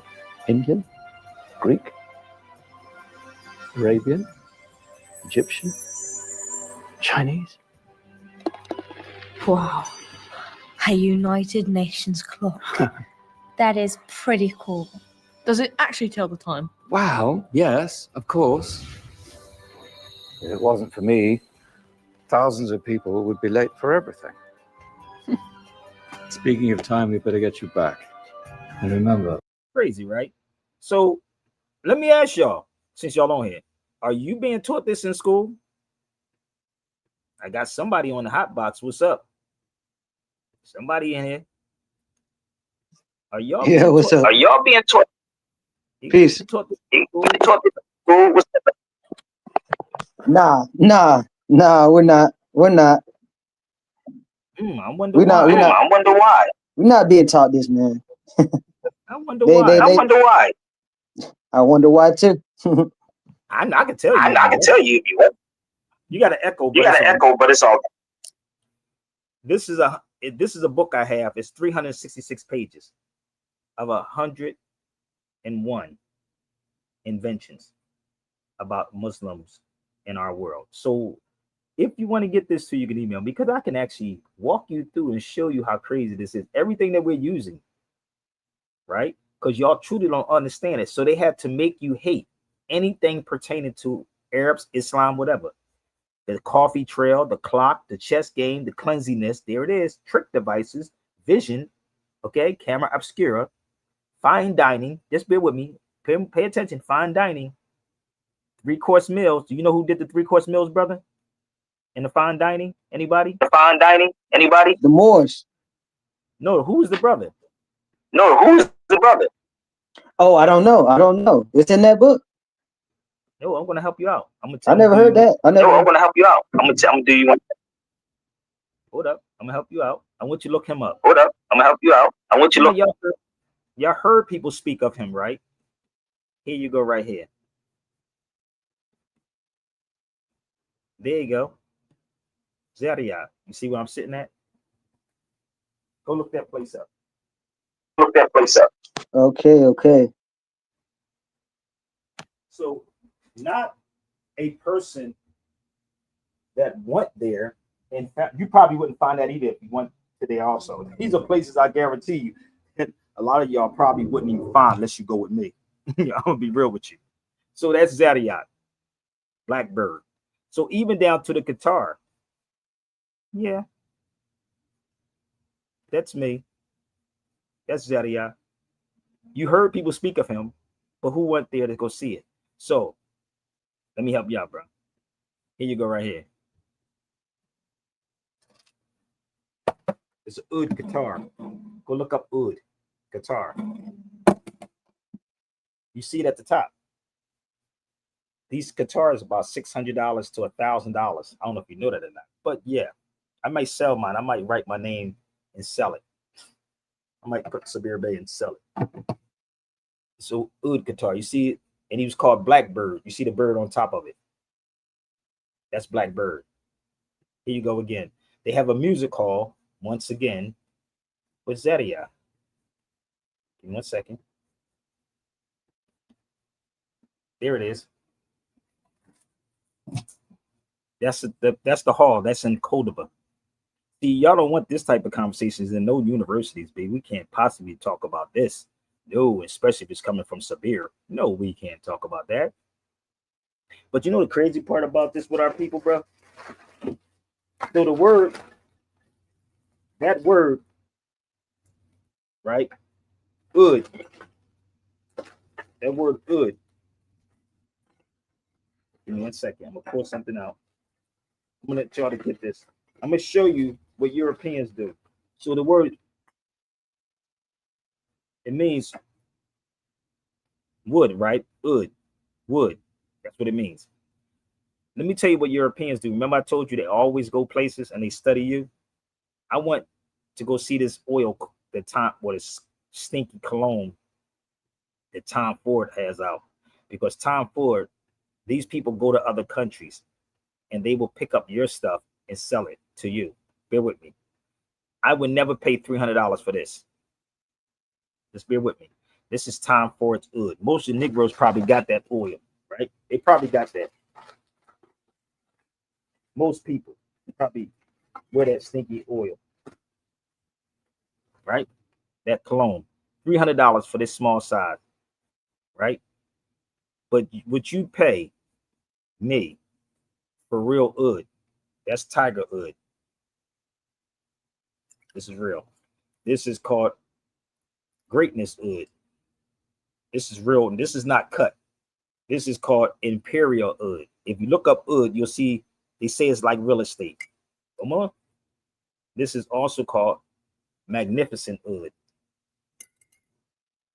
I got more. I got a whole bag full of this stuff. Oud. But you wouldn't pay, you wouldn't give me that money. So if you look up oud, I'm gonna help you out. They say oud is like real estate. So I guess I got real estate over here, bro. I guess I got, y'all can get it from me if you want to buy some off me. I do have some for sale. They're small, but they good costs. It smells so good. God damn. Look it up. So what Europeans do is they go take your stuff, add chemicals to it, because that's what they use. They need alcohol in their stuff to hide their smell. I ain't gonna say, that'd be wrong for me to say dog like smell, bro. That'd be wrong. So they put alcohol in that right there. But this is pure oud. What I'm showing you is pure oud. It's not based on the size, it's based on the weight. The weight, not size. So I'm telling you how they play with y'all. So y'all feel emotional. Oh my God, they're talking about us, Sabir. Oh my God. Those damn Arabs. Having fun. Where I'm at 7 hours, 17 minutes in. Where nobody wants to come on the feed with me? Come on. We're not going to argue. Because if you come to this feed, you better have some facts. Okay? So hate anything pertaining to Arabs. In reality, you know nothing about who the Arabs are. These are my books. Just some of them. TV Arabs, Arab Sub-Sudan, and the Unknown Arabs. If you get this one, I believe my brother Yoel at the Underground Bookstore still have copies of this.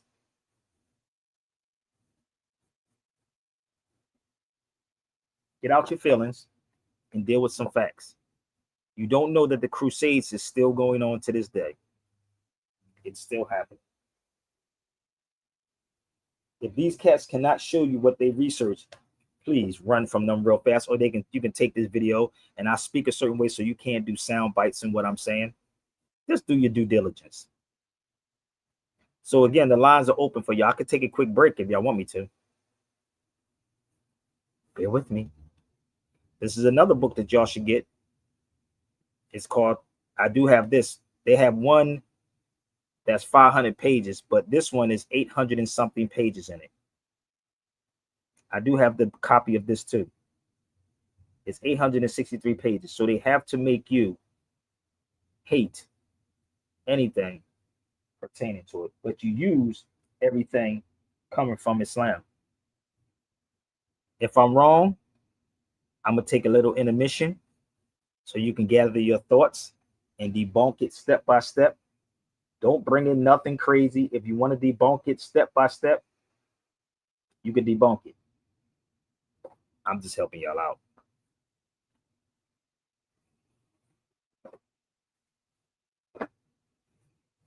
This is when you go to the stores and you buy magazines. Okay? I buy a lot of magazines. A lot. I know. This is the part in Barnes and Nobles where y'all don't go to the back on the wall. Okay? You don't go to the back. You stay in the front. Go to the back where the magazines are at. Okay? So, is everybody good? Where we at? I see we popping on TikTok. Y'all messing up, man. On TikTok, it's popping on TikTok, y'all. You better hit it up. I'm gonna give them time.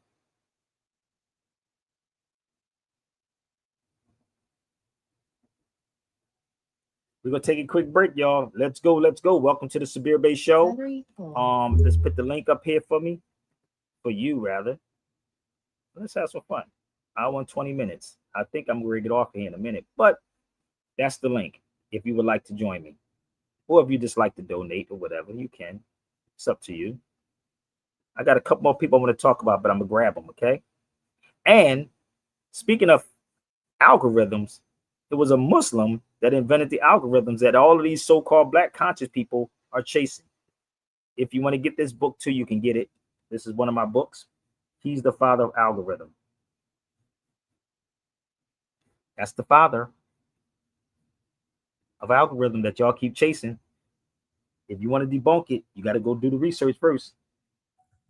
Be back. Most of my Latino and black people who are struggling to get food, clothes, and shelter in the hood are so concerned with that philosophizing about freedom and socialist democracy is usually, unfortunately, beyond their rationale. They don't realize that America can't exist without separating them from their identity. Because if we had some sense of who we really are, there's no way in hell we'd allow this country to push its genocidal consensus on our homeland. This ignorance exists, but it can be destroyed. Niggas talk about change and working within the system to achieve that. The problem with always being a conformist is that when you try to change the system from within, it's not you who changes the system. It's the system that will eventually change you. There is usually nothing wrong with compromising a situation, but compromising yourself in a situation is another story completely. And I have seen this happen long enough in the few years that I've been alive to know that it's a serious problem. Latino America is a huge colony of countries whose presidents are cowards in the face of economic imperialism. You see, third world countries are rich places, abundant in resources, and many of these countries have the capacity to feed their starving people. And the children we always see digging for food and trash on commercials. But plutocracies, in other words, a government run by the rich, such as this one, and traditionally oppressive European states, force the third world into buying overpriced, unnecessary goods while exporting huge portions of their natural resources. I'm quite sure that people will look upon my attitude and sentiments and look for hypocrisy and hatred in my words. My revolution is born out of love for my people, not hatred for others. You see, most of Latinos are here because of the great inflation that was caused by American companies in Latin America. Aside from that, many are seeking a life away from the puppet democracies that were funded by the United States. Places like El Salvador, Guatemala, Peru, Colombia, Nicaragua, Ecuador, and República Dominicana. Not just Spanish-speaking countries either, but Haiti and Jamaica as well. As different as we have been taught to look at each other by colonial society, we are in the same struggle. And until we realize that, we'll be fighting for scraps from the table of a system that has kept us subservient instead of being self-determined. And that's why we have no control over when the embargo will stop in Cuba or when the bombs will stop dropping in Vieques. But you see, here in America, the attitude that is fed to us is that outside of America, there live lesser people. Fuck them, let them fend for themselves. No, fuck you. They are you. No matter how much you want to dye your hair blonde and put fake eyes in, follow an anorexic standard of beauty, or no matter how many diamonds you buy from people who exploit your own brutally to get them, no matter what kind of car you drive, or what kind of fancy clothes you put on, you will never be them. They're always going to look at you as nothing but a little monkey. I'd rather be proud of what I am rather than desperately try to be something I'm really not, just to fit in. And whether we want to accept it or not, that's what this culture or lack of culture is feeding us. I want a better life for my family and for my children, but it doesn't have to be at the expense of millions of lives in my homeland. We're given the idea that if we didn't have these people to exploit, that America wouldn't be rich enough to let us have these little petty material things in our lives and basic standards of living. No, that's wrong. It's the business giants and the government officials who make all the real money. We have whatever they kick down to. My enemy is not the average white man. It's not the kid down the block or the kids I see on the street. My enemy is the white man I don't see. The people in the White House, the corporate monopoly owners, fake liberal politicians. Those are my enemies. The generals of the armies that are mostly conservative. Those are the real motherfuckers that I need to bring it to. Not the poor, broke country asshole that is too stupid to know shit about the way things are set up. In fact, I have more more in common with most working and middle class white people than I do with most rich Black and Latino people. As much as racism bleeds America, we need to understand that classism is the real issue. Many of us are in the same boat, and it's sinking while these bougie motherfuckers ride on the luxury liner. And as long as we keep fighting over kicking people out of the little boat, we're all in. We're gonna miss an opportunity to gain a better standard of living as a whole. In other words, I don't want to escape the plantation. I want to come back, free all my people, hang the motherfucker that kept me there, and burn the house to the goddamn ground. I want to take over the encomienda and give it back to the people who work the land. You cannot change the past, but you can make the future. And anyone who tells you different is a fucking lethargic devil. I don't look at a few token Latinos and Black people in the public eye as some type of achievement for my people as a whole. Most of those successful individuals are just sellouts and house people. But I don't consider brothers a sellout if they move out of the ghetto. Poverty has nothing to do with our people. It's not in our culture to be poor. That's only been the last 500 years of our history. Look at the last 2,000 years of our existence and what we brought to the world in terms of science, mathematics, agriculture, and forms of government. You know, the idea of a confederation of provinces where one federal government controls the states? The Europeans who came to this country stole that idea from the Iroquois League. The idea of impeaching a ruler comes from an Aztec tradition. That's why Montezuma was stoned to death by his own people, because he represented the agenda of white Spaniards once he was captured, not the Aztec people who would become Mexicans. Ooh. So in conclusion, I'm not going to vote for anybody just because they Black or Latino. They have to truly represent the community and represent what's good for all of us proletariat. Porque si no, entonces te mando pa'l carajo, cabrón, gusano, hijo de puta. Seramos libres pronto. ¡Viva la revolución! ¡Viva la revolución! Yo, no, I told you y'all don't get this on nobody else's show. You don't. I was trying to find my Aztec book. Do your research on what I'm saying. I guarantee you, you can't debunk nothing I'm saying. All you're going to do is get in your feelings. Let's move forward, y'all. Don't forget to like, share, and please support this program. Let's go. Okay? Let's go forward. Because if it wasn't for us, a lot of stuff they wouldn't have. You about the man who built a ladder to save strangers while the world tried to keep him invisible. Joseph Richard Winters was born free in 1824, a rare thing in a country still chained by slavery. His father was a skilled Black brickmaker. His mother, a Shawnee woman whose spirit ran with the rivers and wind. They raised Joseph in Chambersburg, Pennsylvania, where freedom had a price and every step forward came with resistance. But Joseph was born with a quiet fire. He wasn't loud, he wasn't famous, but he was watching homes burn, watching people scream for help from windows, watching firemen with no tools fast enough to save them. And one day he said, there must be a better way. In 1878, Joseph invented something remarkable, a fire escape ladder that folded onto a wagon, fast to move, strong enough to climb, ready to save lives. He wasn't just solving a problem, he was giving people a chance to live. He didn't stop there. In 1879, he improved it. In 1882, he designed a version that could attach directly to buildings, an early step toward the modern fire escape. And still, he received no parades, no medals, no fame, just the quiet knowledge that somewhere someone made it out alive because of what he built. But Joseph was more than an inventor. He was a conductor on the Underground Railroad, helping enslaved people escape to freedom under cover of night. He wrote songs for Union soldiers during the Civil War. He worked the land, hunted in the forests, and wrote poetry by candlelight. He was a builder of more than ladders. He built hope when hope was dangerous. For nearly a century, he walked this earth with dignity. And in 1916, at the age of 92, he passed away in the same town where he once built ladders that reached the sky. There were no headlines, no tributes, but what he left behind still rises. Every time a firefighter climbs to rescue a life, Joseph Winters is there.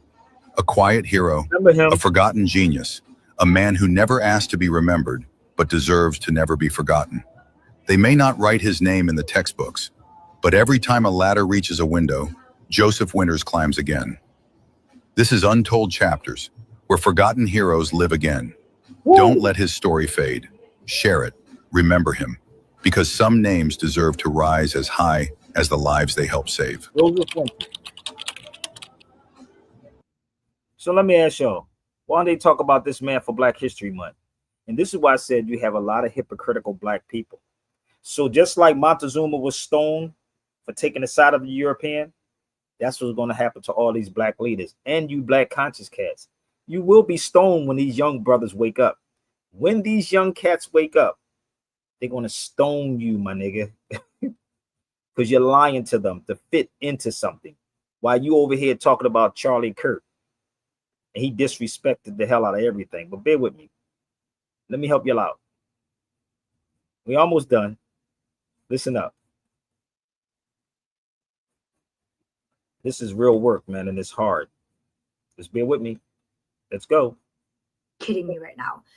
The U.S. Senate has officially declared October 14th as the National Day of Remembrance for Charlie Kirk. The resolution was introduced by Senator Rick Scott of Florida and passed unanimously by voice vote on September 18th. This date marks what would have been Kirk's 32nd birthday.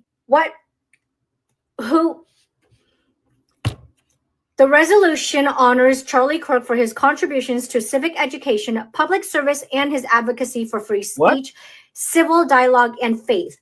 It encourages educational institutions, civic organizations, and citizens across the United States to observe this day with appropriate programs, activities, prayers, and ceremonies that promote civic engagement and the principles of faith, liberty, and democracy. For Kirk, his death has led to various tributes and memorials across the country, including the establishment of a National Day of Remembrance in his honor. What the actual fuck is happening?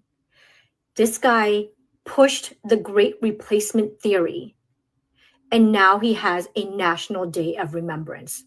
No national holiday for teachers, doctors, firefighters, people who actually educate and save lives.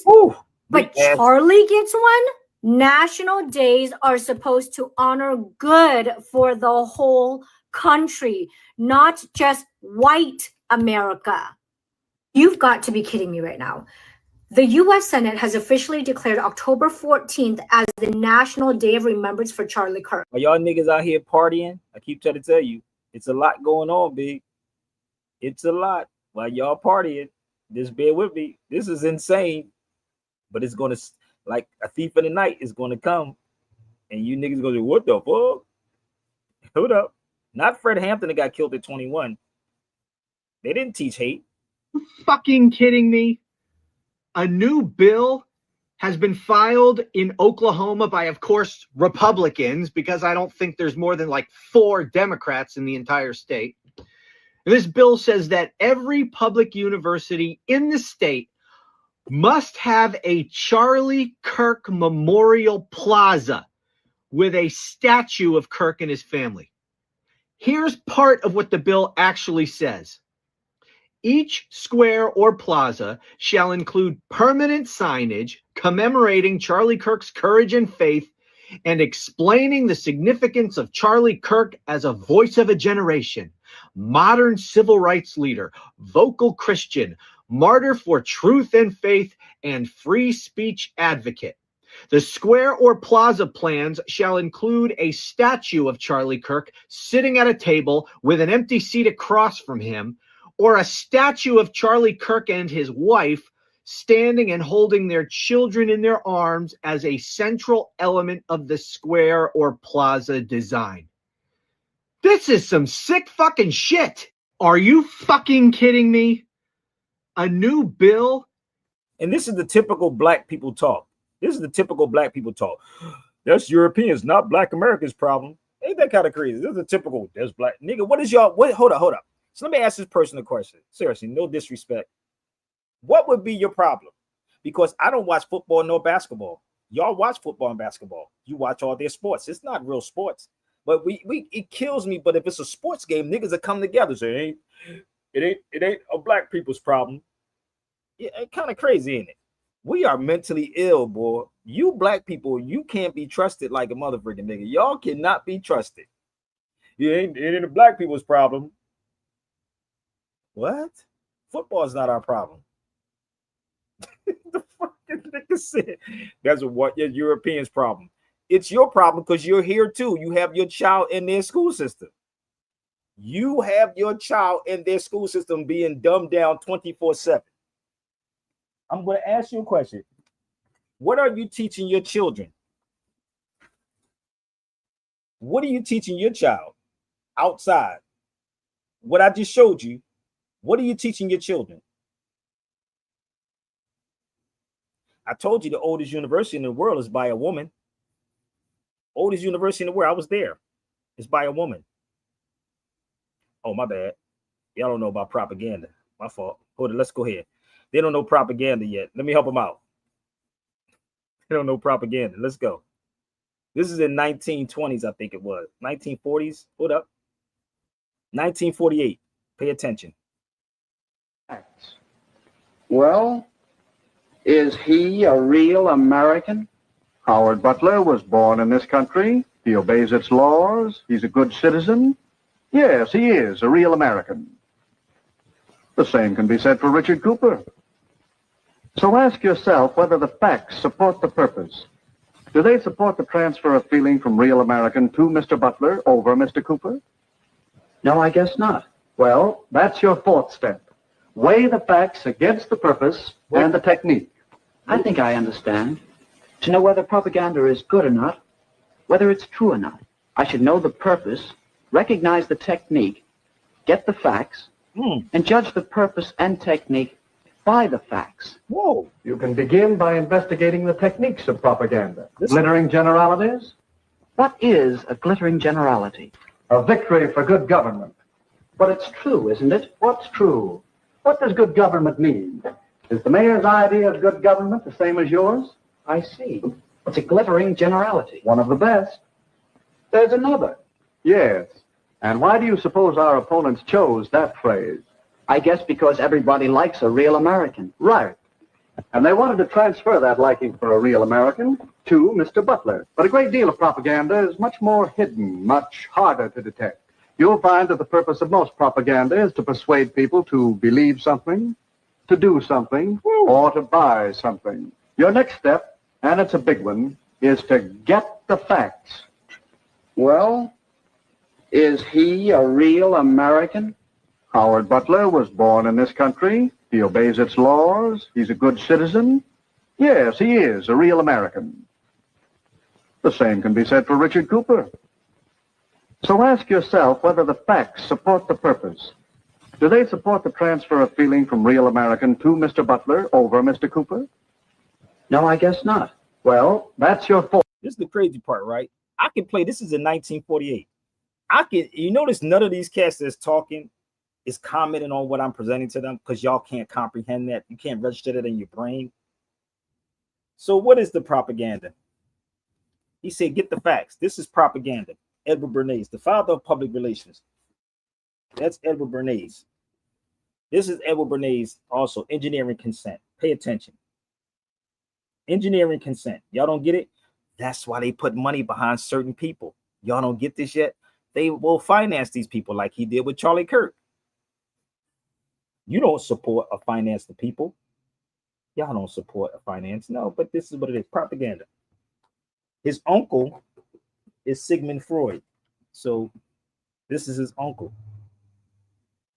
Sigmund Freud. Y'all don't get it yet? Y'all too busy following people on YouTube that don't show you nothing. And I don't follow crowds. This is what is happening. All of this is going on. It's crazy. This is why he kept saying, deal with the facts. Deal with the facts. He said, facts. You think you're dealing with facts when you're really not truly dealing with facts. You're dealing with opinions or belief systems. Let's go. Let's find some facts. Let's find facts. What makes that a fact, Sabir? Let me help y'all out. Bear with me. You're not getting this in college, B. Or you're not in high school. So let's go. Facts, as you know, can always prove true. They can be counted, measured, or documented in some way. Opinions are what people believe or think. because people often use facts to back up their opinions. Damn. Kind of crazy, right? Every time I'm on his feet, I'm giving facts. Facts. You worried about crime. Facts. Present facts. Should I play that video one more time for them, Brandy? So they can understand how this works? Facts can be researched, analyzed, and proven. Beliefs are what people believe in. Let's go to another book about facts. Oh, I'm going to play it back one more time. Presenting facts. They don't even know what facts is.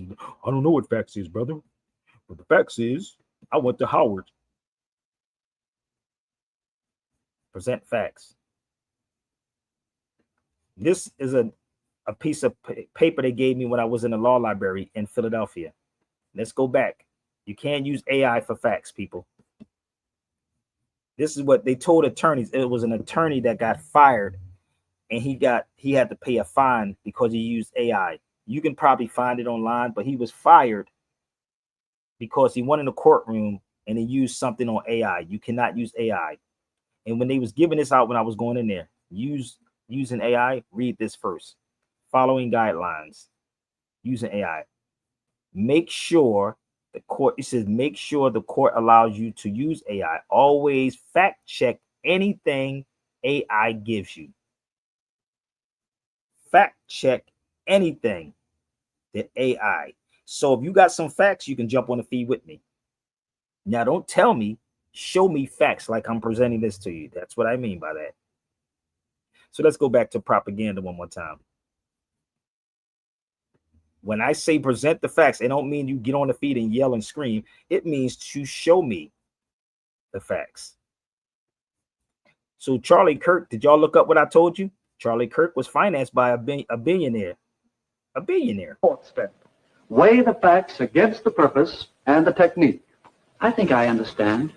To know whether propaganda is good or not, whether it's true or not, I should know the purpose, recognize the technique, get the facts, and judge the purpose and technique by the facts. You can begin by investigating the techniques of propaganda. Glittering generalities? What is a glittering generality? Learning A victory for good government. But it's true, isn't it? Learning the techniques of propaganda. I told y'all, Brandy, this is what I'm talking about. He's in his feelings. Look, leave it up to you. Nobody don't know nothing but you. I don't know nothing. You and your feelings. I already know who you are. I told you. Come out and play. You in your feelings already. You already in your feelings. Nobody knows but you. No, but if I'm presenting facts to you and you arguing, something's wrong with you, because I would never be on nobody's show. But you're here to learn something. And you're going to stay on here until Sabir says it's time to go. So you're not speaking about me. You're truly speaking about yourself. I'm gonna play something for you too, okay? Remember I told y'all about this thing called profiling? Remember I told you about profiling? We're gonna work it out. So, know the techniques of propaganda. Exactly. Facts over feelings, Brandy. Facts over feelings. So, know the techniques of what? Propaganda. And stop following crowds. Now, I'm going to give them, before we go, they can go get their teachers real fast. I'll talk to their teachers. I'm not like Charlie Kirk. I'm going to talk to their professors. Bring me your experts or the professors. Then we can talk. Experts or professors. So the best thing to do is to leave me alone. You don't want me to be in the room with you. So you're going to leave me alone. Don't get mad at me because I test everybody. I know you. And you're very predictable. Very predictable.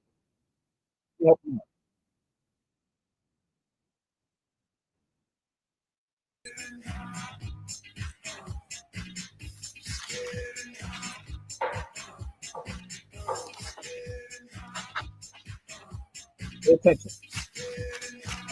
Pay attention. This will be him. What?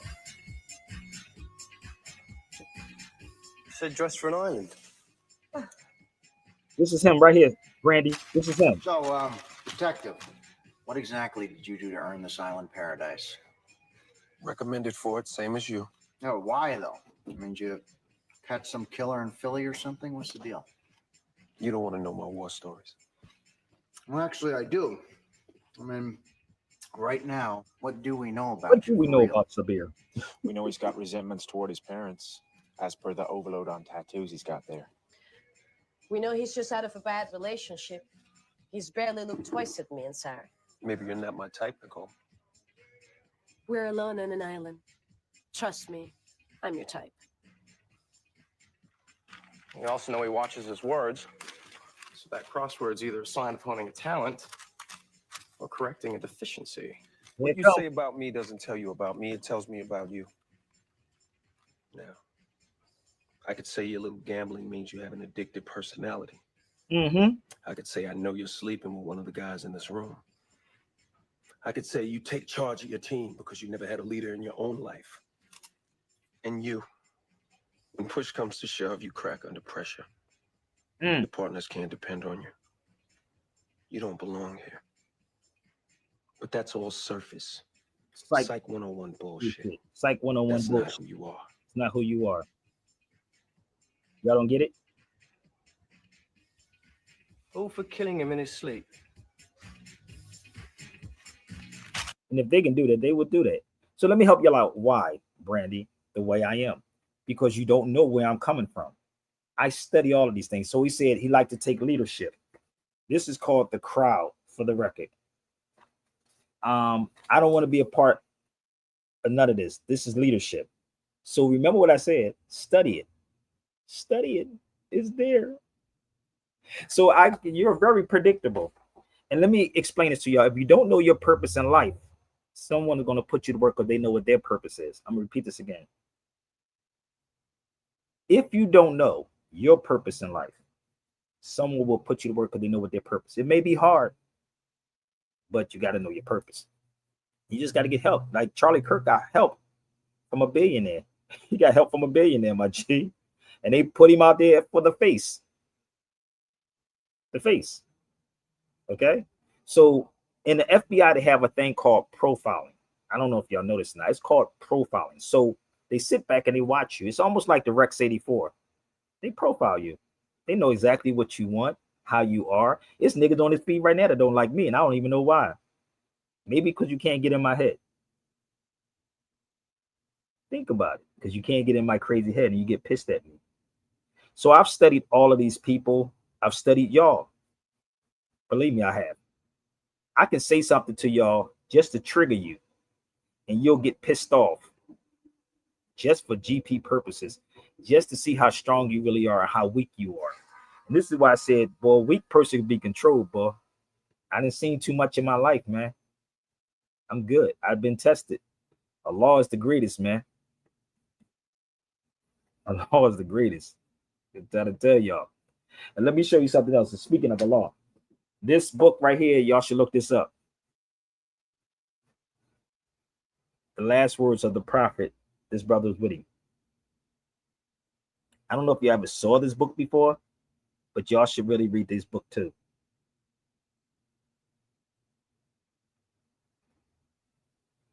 So it's not necessarily the Inquisition. It's really the Crusades. It never ended. The Crusades has never ended. And all of these so-called woke, black, conscious people, you scared to have this conversation too. If you work with the youth, if y'all work with the youth, tell them to contact me. Let's see how serious y'all really about saving these young cats. If not, don't get on my feeds talking crazy. Okay?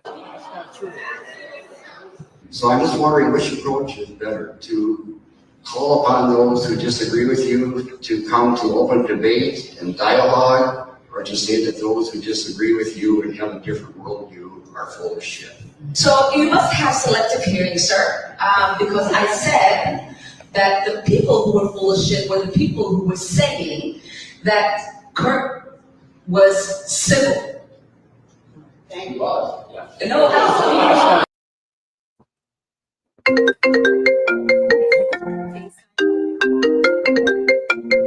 My son is calling me. What up? Ibn, my son is calling me while I'm live. Hey, man, What's up, man? Huh? I'm talking to my son, y'all. Love you. Dad. Say Dad. Yeah. Dad. Say Dad. Dad.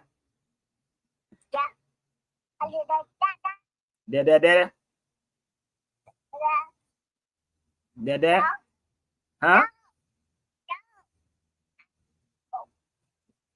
Daddy gonna call you back, okay? I'll call you back, all right? Yeah. All right. Love you. Hang up the phone. Mwah. Mwah. Mwah. Love you. I'll call you back.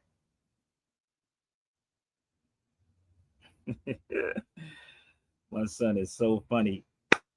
3 years old, boy. Damn, he's 3. Saw TikTok. That was my son that called me. So, yeah. So, people, I gotta great call him back. Do some research, babe. Seriously, do some research on what I'm saying. I don't need people to believe me, worship me, follow me. None of these things, man. It is what it is, man. Y'all got to step up y'all game and stop being afraid. I'm talking to you, black folks. You truly have to stop being afraid. But I'm open for the conversation. So I am a real journalist. And I have another picture I want to share with y'all before we go.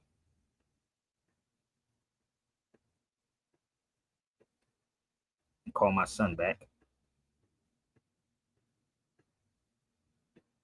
This is a man that the government paid this man to go overseas to learn about you.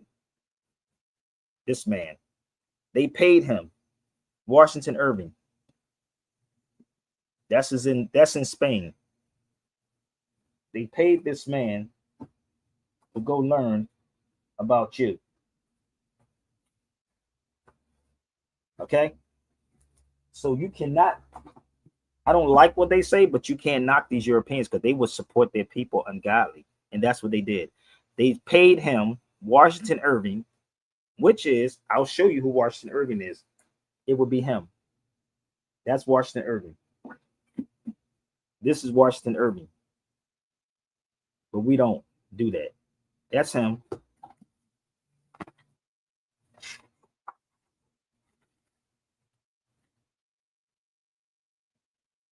But we don't want to hear this. This is him also. Washington Irving. You don't want facts. You want feelings. Okay? Again, facts over feelings, people. Facts over feelings. So that's Washington Irving. You only know about him through the Headless Horseman. Okay? Let's do this again. I'm almost finished. That's his room he stayed in. They named the room in the Alhambra after him. So remember, these Europeans invented nothing and they have nothing. Everything comes directly from you. Point blank, period. It's from you, baby. The Inquisition.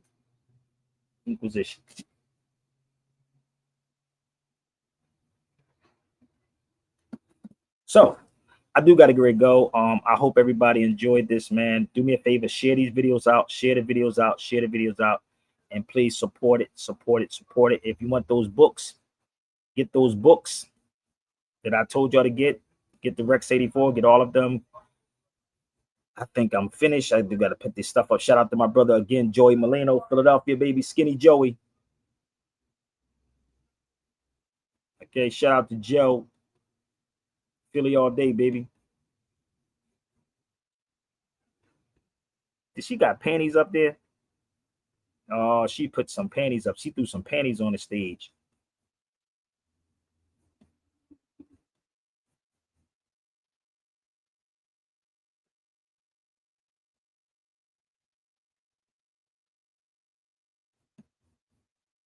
Here we go, baby. South Philly all day. South Philly. All day, baby. My brother Craig, Joey, me, Simon, Snuff. Philly all day, baby. Don't get it twisted. Listen, I do got to go, y'all. Email me. Why are you laughing? You say, no, that wasn't panties. I don't know what that is. Okay, whatever. So that's my email, y'all. I got to get ready to go. Do me a favor. Share the videos out. Reach out to me, sabirbeyradio@gmail.com. Again, sabirbeyradio@gmail.com. If you want the books, please email me, and I can get them to you.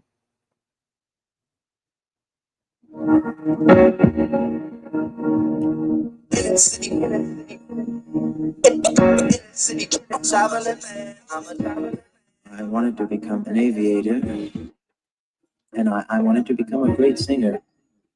I always had the same dream. The dream was that I'm singing for hundreds of thousands of people.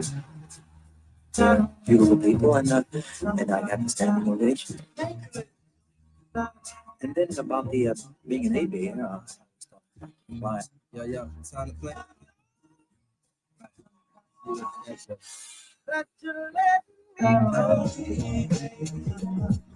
I'm a Tennessee traveling man. With tears in her eyes, she said this goodbye. I said, across the borders of land. I'm a Tennessee traveling man. Don't cry with the tears in her eyes. She said this goodbye. We gotta go and do. Y'all sing baby. How we did not go. So we had to do it.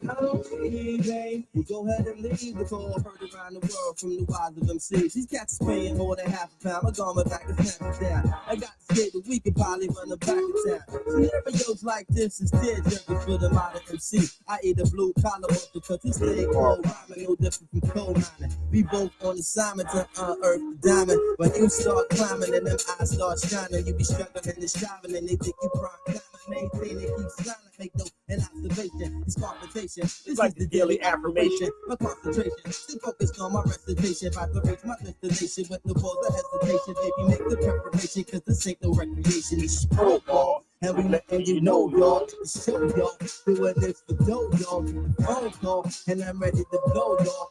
Go, y'all. Video. Pleasure to know, y'all. Letting you know.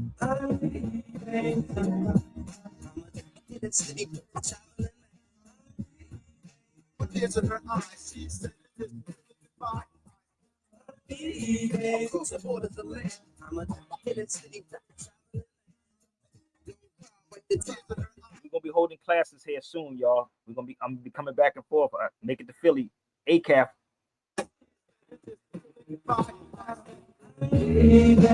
Will I not be back home to drop these heavy ass bags of my backbone around the world with the catalog of rap songs? My baby girl is walking, been away for that long. But no, you have to qualities to shower screen with me. My hometown is like a whole different scenery. The old time is on the stoop lane and Italy. The new jacks up in the park smoking greenery. Easily taken for granted when you were finished, but it's sweet spinning when you been down for a minute. Move around, break it down with the finish. There ain't no winning. Go be boy in it, but like the winning, cause that's the reason that we came here. This thing is not a game here, the fucking not the same here. From New York to the Cali and the Cadillac, Chicago, no we innovate, infiltrate Virginia State. DC make me stimulate, Philly, no we penetrate. Georgia make us generate, let's celebrate to get the pace. These celebrate my chance of foreign. Even your man in Japan know who I am. Been outside, make everybody out in the party. Say it's your body, make young man my brain, get you body. Phenomenal, that's the ball. Trying to get this dough, y'all. About to blow, y'all. Been a pleasure to know, y'all. Gotta get the dough, baby. And I'm letting you know, I don't need it. I'm a Tennessee traveling man. With tears in her eyes, she said this goodbye. Across the borders of land, I'm a Tennessee traveling man. Don't cry with the tears in her eyes, she said this goodbye. You can leave, but it's going to cost you. With tears in her eyes, she said this goodbye. side, baby. Oh, baby, you can leave, but it's going to cost you. With tears in her eyes, she said it is really goodbye side, baby. Oh, baby, all of that play. I don't know if I'll be back again. Kiss me and smile for me. Tell me that you'll wait for me. Hold me like you know I'll never go. Even though you know I will, I'm a traveling man. Moving through places, space and time. I got a lot of things I gotta do. But it's all coming back to you. Coming back. Baby, boo, I'm a traveling man. Moving through places, space and time. I got a lot of things I gotta do. But God willing, I'm coming back to you. Back to you. Baby.